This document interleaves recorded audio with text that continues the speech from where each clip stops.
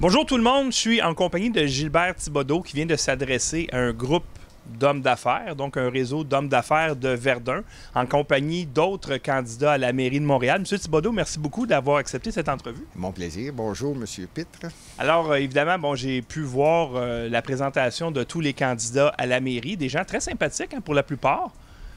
Vraiment sympathique, surtout que c'est un réseau d'affaires. Oui. Un réseau d'affaires, les gens savent et veulent connaître les positions concernant les petits commerces. Fait que c'était quand même intéressant de voir ces gens-là se déplacer. C'était plein. Oui, absolument. C'était très, très plein. Bien. Et j'ai remarqué, par exemple, que si on prend les partis Ensemble Montréal, Transition Montréal et Projet Montréal, il y avait pas mal tout le même discours. Donc, ça tournait alentour de l'environnement, des réchauffements climatiques et de la justice sociale, mais sans jamais parler de budget, sans jamais parler de combien ça va coûter. En fait, vous étiez le seul à parler du budget. Comment ça se fait que ça n'intéresse pas les autres partis, le budget de la ville qu'ils veulent gérer? Ça intéresse le citoyen. Ça intéresse peut-être pas les chefs des partis que vous avez nommés. Mais le citoyen, la seule chose qu'il veut savoir, c'est combien ça va me coûter et combien ça coûte.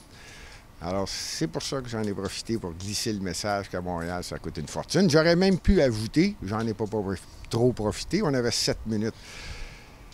Montréal est probablement la ville la plus taxée au Canada. Et là, après ça, l'énumération des dépenses fulgurantes de la ville de Montréal, c'était quelque chose que je pense que les gens ont apprécié parce que définitivement, ce que vous venez de dire, la plupart des gens que j'ai rencontrés après, en quittant, ont dit « Merci d'avoir parlé de chiffres, ça fait du bien de savoir que ça va pas bien. » Exactement. Et puis surtout, on parle depuis au moins 10 ans, peut-être 15 ans, de réchauffement climatique. Là, ça a changé pour les changements climatiques. Le budget de la ville de Montréal a explosé de 2 milliards de dollars de plus depuis 8 ans par année. Et on parlait des mêmes enjeux il y a 8 ans. Est-ce que ce 2 milliards-là, que vous soyez pour ou contre cet enjeu, est-ce que ça a eu un impact sur le climat, ces investissements-là? Pas sûr que je comprends la question. 2 milliards, effectivement. Si on prend depuis 2010, à peu près, c'était 5 milliards, 2014. Puis là, c'est rendu 7,2 milliards. Effectivement, c'est 2 milliards. Il y a l'inflation, il y a différentes dépenses de plus, l'augmentation des salaires. Je ne veux pas protéger personne, mais définitivement que l'argent ne va pas à la bonne place. Et c'est ce que j'essayais de démontrer. Le nombre d'employés ajoutés à Montréal par l'entremise de nouveaux comités créés de toutes pièces par les 2 dernières administrations. C'est ça qui coûte cher. C'est ça qui fait que les taxes ont augmenté rapidement. Les dépenses de la ville, c'est exorbitant, les dépenses. Hey, on est passé en 2010-2011, c'était 250-290 millions d'administration générale. On parle des élus et des gens qui les entourent.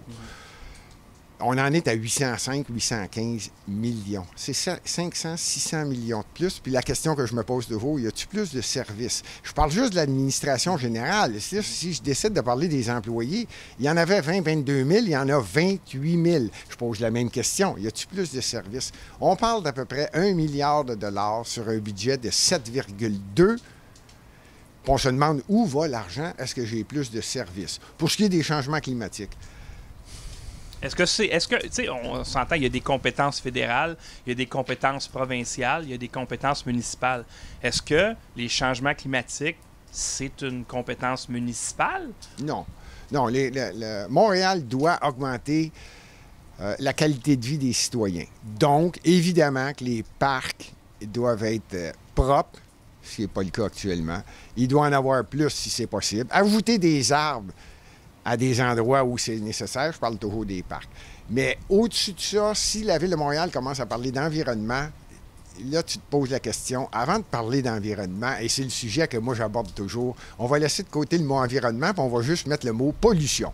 Si je parle de pollution, là, je vais commencer à parler, tu vas-tu y ramasser les vidanges quand c'est le temps, au mois de juillet et au mois d'août, dans 2, 3 ou 4 arrondissements. Je vais te donner un exemple. Côte-des-Neiges, Notre-Dame-de-Grâce.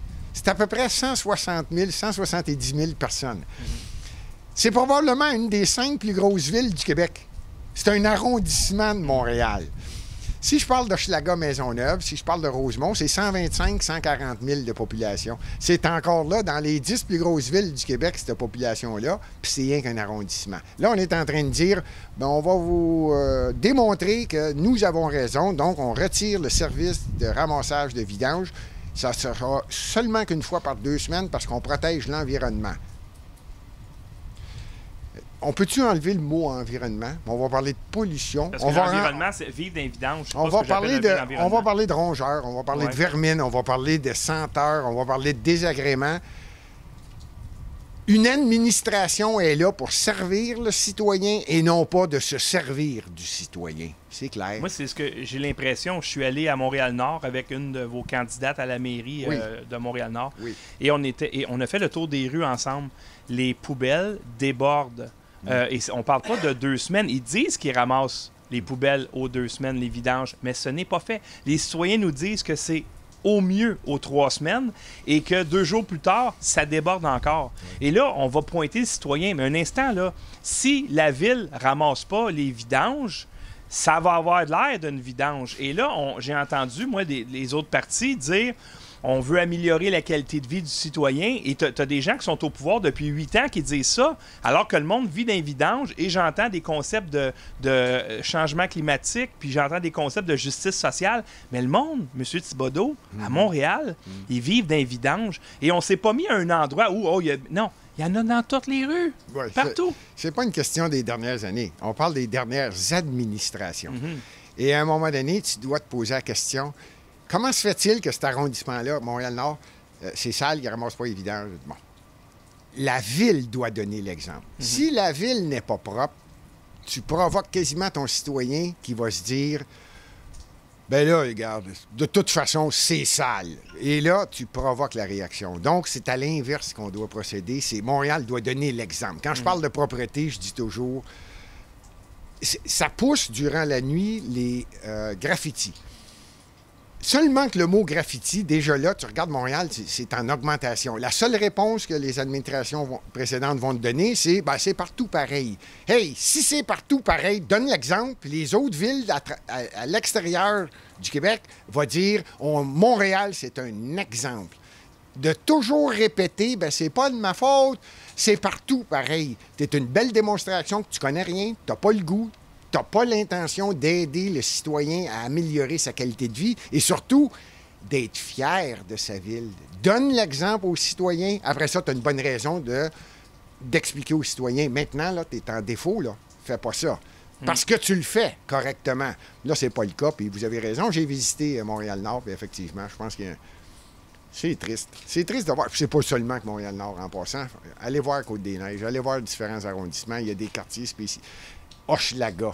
Merci, Hochelaga-Maisonneuve. C'est incroyable de dire on va ramasser les vidanges une fois ou 2 semaines. Et vous allez le faire un instant. On va y aller dans l'ordre, là.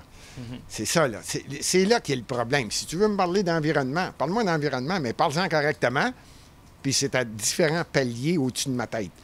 Montréal doit parler de pollution, de propreté, de service aux citoyens, aux petits commerçants, réduction des taxes, baisse les vignettes, baisse les parcomètres, sert ton public correctement, puis laisse à un autre niveau le mot environnement. Je ne dis pas de ne pas respecter le phénomène environnemental, de dire qu'on vit dans une belle ville propre, beaucoup d'arbres. Hey, Montréal, c'est une île.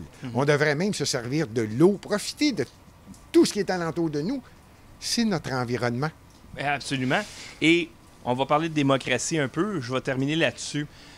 Les 2 dernières campagnes, les médias ont ignoré complètement votre candidature. Il y a un parti qui a été créé, le Parti Action Montréal, qui a été complètement ignoré dans le dernier cycle électoral. Vous avez quand même eu 1 % des votes aux dernières élections il y a 4 ans. Là, maintenant, on voit beaucoup plus de traction de la part du parti. Mais quand on écoute les médias subventionnés, notamment, c'est arrivé il y a quelques jours, Patrice Roy, qui continue à dire aux auditeurs qu'il y a juste 2 partis. Il y a des débats qui s'organisent et Gilbert Thibodeau n'est pas invité. Les citoyens ne peuvent pas entendre le seul parti qui parle de saine gestion, le seul parti qui va en dehors de les réchauffements climatiques, la justice sociale, le seul parti qui parle de comment gérer une ville Et c'est le seul parti qui est écarté. Est-ce que ça va avoir un impact là, sur les citoyens s'ils ne vous connaissent pas? Je vais apprendre quelque chose aux gens qui écoutent. Pas juste Gilbert Thibodeau et seulement Action Montréal, là. Non. Il y a plus que 4 ou 5 candidats, déjà, selon les sources internes d'Action Montréal. Il y en a déjà 2 autres là, qui ont déposé leur candidature à Montréal. Donc, il n'y en a pas juste 2 3 qui sont ignorés.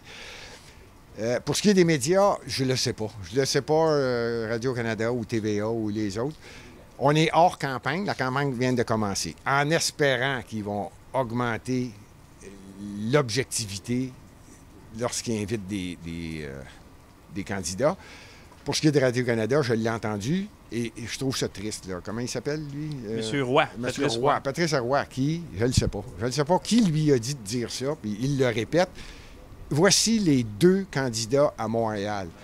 Manipuler de l'information de cette façon-là, ça se peut pas. Et là, je touche le vrai point, ça fait 3 fois. Tous les médias, sans exception, tous les journalistes, connaissent Gilbert Thibodeau, connaissent son numéro de téléphone et ont reçu au cours des 2 dernières années des communiqués de presse. Régulièrement, mon nom, mon numéro de téléphone et le courriel.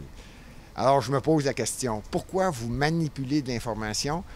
Toutes les villes, je vais terminer, moi, avec la seule réponse qui est claire. À Paris, ils ont des problèmes, les gens se sont levés. La mairesse a dit « je me représente plus ». Je pense que c'est un gros message. À Londres, 400 à 500 000 personnes se sont levées dans la rue, écœurées. Et là, les administrations changent, les gens veulent du changement et veulent entendre parler d'argent. Pas pour des dépenses, pour sauver de l'argent de façon à ce que les citoyens soient mieux servis avec des services adéquats. Merci. Il y en a qui disent « Action Montréal est là pour servir les citoyens et non pas se servir des citoyens ». C'est vrai. Merci beaucoup, M. Thibodeau, et je souhaite une excellente campagne. Hey, merci beaucoup. Bonjour. Bye-bye. C'était Gilbert Thibodeau et moi, je suis André Pitre, directement de Verdun. Merci beaucoup de nous soutenir en passant. Pendant la campagne électorale, vous savez que c'est toutes les municipalités qui aura des élections pour la mairie et d'autres postes également au Québec. J'ai rencontré déjà celle qui se présente pour être mairesse de Montréal-Nord sous Action Montréal, donc Anastasia Marcelin. J'ai rencontré également celui qui se présente à la mairie de Saint-Ours, notre ami Michel Labonté. Et si vous êtes un candidat qui souhaitez vraiment servir vos citoyens, je vous invite à m'envoyer un courriel à l'adresse pitreandré@hotmail.com pour que je puisse aller vous voir, pour que vous puissiez expliquer votre programme et comment vous voulez changer les choses, comment vous voulez vraiment servir les citoyens et non pas vous servir des citoyens. Vous savez également que Lux Media, c'est le seul média indépendant au Canada parce que nous possédons notre technologie de diffusion. On existe depuis 2017 et c'est grâce à votre soutien qu'on peut continuer à faire ce genre de reportage et à produire des émissions. Donc, je vous invite à aller dans la description et de nous faire un don. On a vraiment besoin de votre aide. Ça ne se fait pas tout seul. Surtout que je viens de pogner un ticket de parking en plus. Là. Alors, cet événement va me coûter à peu près 150 $. Alors, merci infiniment de votre générosité. Vous pouvez faire un don Interac à l'adresse don, D-O-N-S, à commercial luxmedia.info. Vous pouvez aller sur luxmedia.info et cliquer sur le bouton rouge en haut pour faire un don. Et pourquoi ne pas vous abonner avec des dons récurrents pour nous soutenir à tous les mois. Donc, merci infiniment à tous de soutenir Lux Media et surtout, le 2 novembre, levez-vous debout, les amis. Intéressez-vous à la politique municipale parce que c'est là que ça commence. C'est là que vous pouvez vous faire vraiment entendre. Parce que votre député ou un ministre, vous ne serez jamais capable de l'approcher. Mais un maire, surtout dans une plus petite municipalité, bien, peut-être que vous avez plus de chances d'y parler, ainsi que les conseillers. Donc, il faut absolument, si vous voulez arrêter qu'on se serve de vous, bien, vous devez vous lever debout et d'aller voter pour les gens qui vont vraiment bien vous représenter. Et c'est ce que j'essaie de faire dans les prochaines semaines, de donner la voix à des gens qui sont complètement ignorés par les médias, mais qui sont compétents et qui peuvent faire la différence au sein de votre communauté. Merci à tous et on se revoit pour un prochain reportage.